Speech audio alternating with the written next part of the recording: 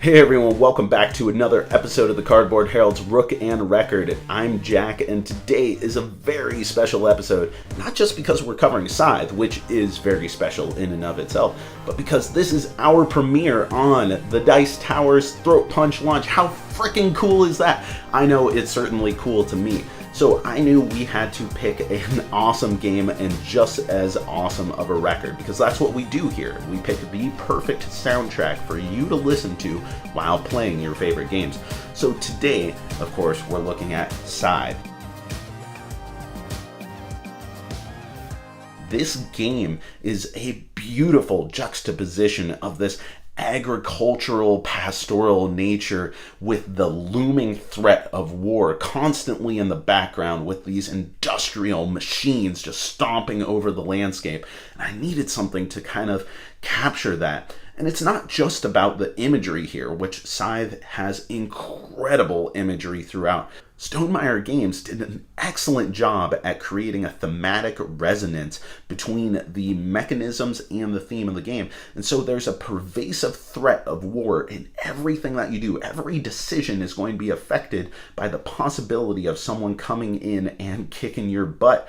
But fighting doesn't actually happen all that often. So I needed something to capture that kind of ominous threat in the horizon, but it's not necessarily here. Just feeling in the ether that something is about to happen and you're going to have to pick up your axe or gun or mech and do some fighting yourself. Jason Isbell in the 400 Units Nashville Sound is a alt-country masterpiece from 2017. And I know there's going to be some of you rockers out there who are like, oh, am I really going to listen to country? Yes, you are going to listen to country music. This is an awesome album and you really need to give it a shot. Like, this is Jason Isbell at his creative peak. He's been coming out with album after album that are dealing with really complicated issues in very sophisticated ways. There are undercurrents throughout this whole thing of anger and despair and fear and sadness that just crescendo throughout the entire thing to a raucous end. And this album does rock, but more importantly, tonally, it just has this Steinbeckian quality to it of acknowledging that not much good is probably going to come out of all this, but we only have one choice, and that is to move forward and persevere, whether that's going to consume us or not.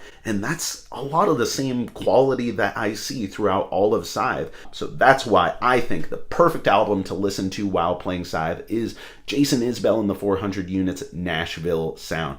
So what did you think of our pick? Did you agree? Did you disagree? What is your favorite album to listen to while playing Scythe? Let us know in the comments below, or just yell at us on Twitter at Cardboard Herald.